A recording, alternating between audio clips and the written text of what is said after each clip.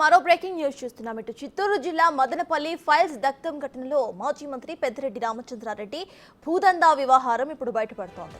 జిల్లా వ్యాప్తంగా కూడా పెద్దిరెడ్డి కుటుంబం ఖాతాలో 236 ఎకరాలు ఉన్నట్టుగా గుర్తించారు అధికారులు. మీ భూమి పోర్టల్లో బట్టబయలైన పెద్దిరెడ్డి ఫ్యామిలీ భూముల లిస్ట్ రామచంద్రారెడ్డి పేరుతో 41.35 ఎకరాలు, మిథున్ రెడ్డి పేరుతో 23.42 ఎకరాలు, పెద్దిరెడ్డి భార్య స్వర్ణలతారెడ్డి పేరుతో 171.24 ఎకరాలు ఉన్నట్టుగా అధికారులు వెల్లడించారు.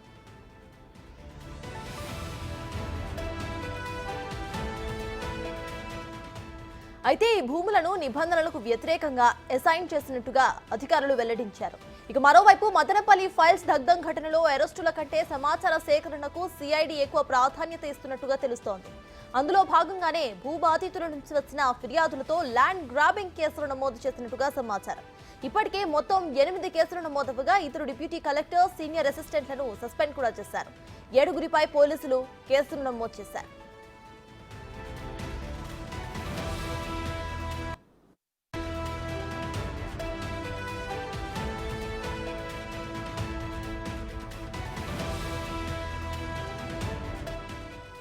చిత్తూరు జిల్లా మదనపల్లి ఫైల్స్ దగ్ధం ఘటనలో మాజీ మంత్రి పెద్దిరెడ్డి రామచంద్రారెడ్డి భూదందా వ్యవహారం ఇప్పుడు బయటపడుతోంది. జిల్లా వ్యాప్తంగా పెద్దిరెడ్డి కుటుంబం ఖాతాలో 236 ఎకరాలు ఉన్నట్టుగా గుర్తించారు అధికారులు. మీ భూమి పోర్టల్లో బట్టబయలైన పెద్దిరెడ్డి ఫ్యామిలీ భూముల లిస్ట్ ఇప్పుడు వైరల్ అవుతోంది. రామచంద్రారెడ్డి పేరుతో 41.35 ఎకరాలు, మిథున్ రెడ్డి పేరుతో 23.42 ఎకరాలు, పెద్దిరెడ్డి భార్య స్వర్ణలతారెడ్డి పేరుతో 171.24 ఎకరాలు ఉన్నట్టుగా అధికారులు వెల్లడించారు.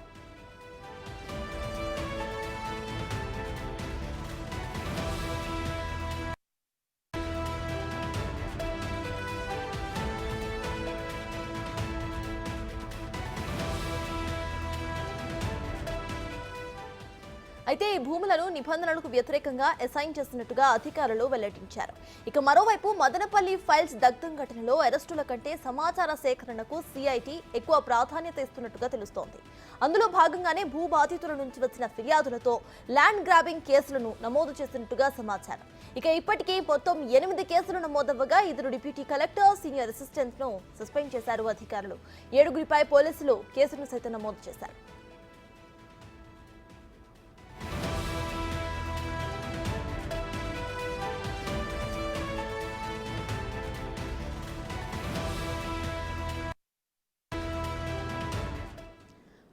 మాజీ మంత్రి పెద్దిరెడ్డి రామచంద్రారెడ్డి భూదందా వ్యవహారంపై పూర్తి డీటెయిల్స్ ను మా ప్రతినిధి దామోదర్ అందిస్తారు. దామోదర్, చెప్పండి. ఇటు పెద్దిరెడ్డి రామచంద్రారెడ్డి చేసిన భూదందా మొత్తం కూడా ఇప్పుడు బయటకు వస్తున్నట్టు తెలుస్తోంది. మొత్తంగా 200కు పైచీలుగా ఎకరాలు ఆయన పేరు మీద, ఆయన బినామీల పేర్ల మీద ఉన్నట్టు తెలుస్తోంది. ప్రెసెంట్ అప్డేట్స్ ఏంటి?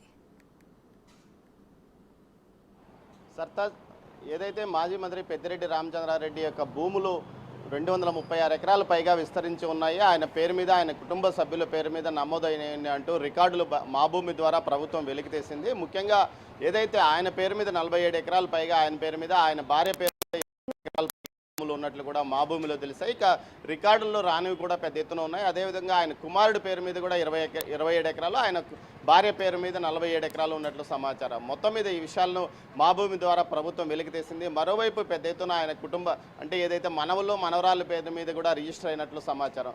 మొత్తం మీద 236 ఎకరాల పైగా భూములు ఒక కుటుంబం మీదే ఉన్నట్లు తెలుస్తుంది. దీనికి సంబంధించి ఏదైతే అసైన్ ల్యాండ్స్ కూడా కేటాయించారు. ఏదైతే వీరబల్లి మండలంతో పాటు వీరబల్లి మండలం వీరబల్లి చెరువులు 5 ఎకరాలు, అదేవిధంగా 2005-7 సంవత్సరాల్లో ఏదైతే ఎయిర్పోర్ట్ సమీపంలోని 22A సర్వే నెంబర్లో కూడా 10 ఎకరాలు కేటాయించారు. ఈ విధంగా పూర్తి స్థాయిలో ఏదైతే ఆర్థికంగా ధనవంతులైన ఉన్న వ్యక్తులు అదేవిధంగా నిబంధనలకు వ్యతిరేకించి వారికి అసైన్ ల్యాండ్ కేటాయించడం పైన కూడా ప్రభుత్వం దృష్టి సారించింది. దీంతోపాటు ఏదైతే తిరుపతి సమీపంలోని దామనీడు వద్ద మాజీ కాస్ అధ్యక్షుడు కృష్ణమూర్తి నాయుడికి సంబంధించిన భూమిని కూడా 6.5 ఎకరాలు జయచంద్రారెడ్డి అనే వ్యక్తి పేరుతో రిజిస్టర్ చేయించారంటూ ఆయన కూడా ఫిర్యాదు చేసిన నేపథ్యము. దీనికి సంబంధించి అప్పట్లో అతని మీద అనేక కేసులు పెట్టి బలవంతంగా అతని ఆస్తిని జయచంద్రారెడ్డి అనే తన అనుచరుని పేరు మీద రాయించుకున్నారంటూ కూడా ఒక ఫిర్యాదు సీఎంఓకి వెళ్ళినట్టు తెలుస్తుంది. దానిపైన సీఎంఓ విచారణ చేస్తున్న నేపథ్యం కూడా కనిపిస్తుంది. ఇంకా పూర్తి సమాచారం బయటికి రాలేదు. మరోవైపు ఏదైతే మదనపల్లి సబ్ కలెక్టర్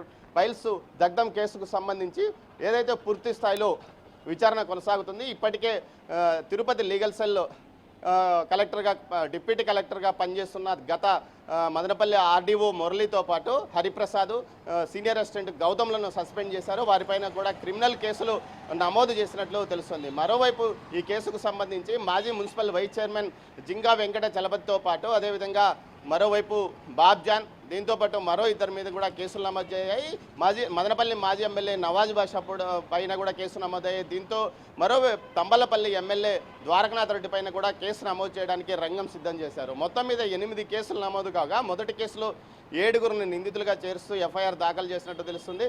దీనిపైన త్వరలో అరెస్టులు కూడా జరుగుతాయంటున్నారు. మొత్తం మీద ఈ కేసును సిఐడికి బదలాయించిన తర్వాత సిఐడి అధికారులు మరింత యాక్టివ్గా పనిచేస్తున్న పరిస్థితి. గతంలో పోలీసులు సిఐడి అధికారులు కలిసి 22వ తేదీ నుంచి ఇప్పటి వరకు కేసును పరిశోధించిన నేపథ్యం. అయితే ఇప్పుడు పూర్తి స్థాయిలో సిఐడి అధికారులు మాత్రమే ఈ కేసు మీద పనిచేస్తున్నారు. మరోవైపు ఏదైతే రాగానపల్లిలోని 980 ఎకరాల భూములకు సంబంధించిన వ్యవహారం మీద కూడా విచారణ అమరావతిలోనే భూ పరిపాలన కమిషనర్ కార్యాలయంలో కొనసాగుతుంది. ఇక్కడ ఆ కమిషన్ ఎదుట ఏదైతే భూములు అసలైన రైతులతో హాజరవుతున్నారో, మరోవైపు ఎవరైతే బినామీ పేర్లతో పట్టాలు తీసుకున్నారో వారి వివరాలు సేకరించడానికి గ్రామాల్లోకి రెవెన్యూ అధికారులు వెళ్తే వారి అడ్రస్లు కూడా దొరకలేదని తెలుస్తుంది. మొత్తం మీద ఈ కేసుకు సంబంధించి పూర్తిగా దర్యాప్తు కొనసాగుతుంది. అదేవిధంగా పొంగనూరు, పీలేరు, మదనపల్లి, తంబలపల్లి నియోజకవర్గంలో పెద్ద ఎత్తున బాధితులు బయటకు వస్తున్నారు.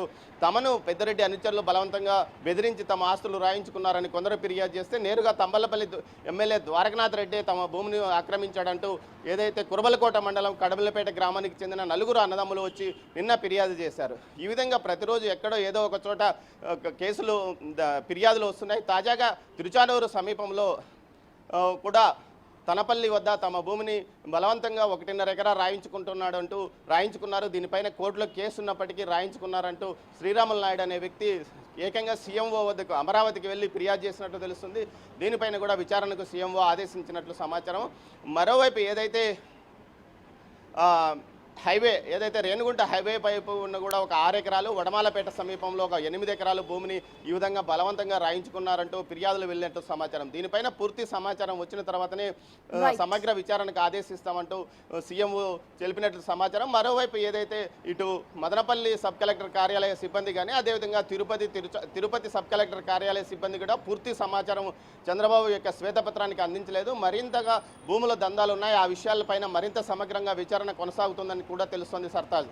Right, thank you Damodar.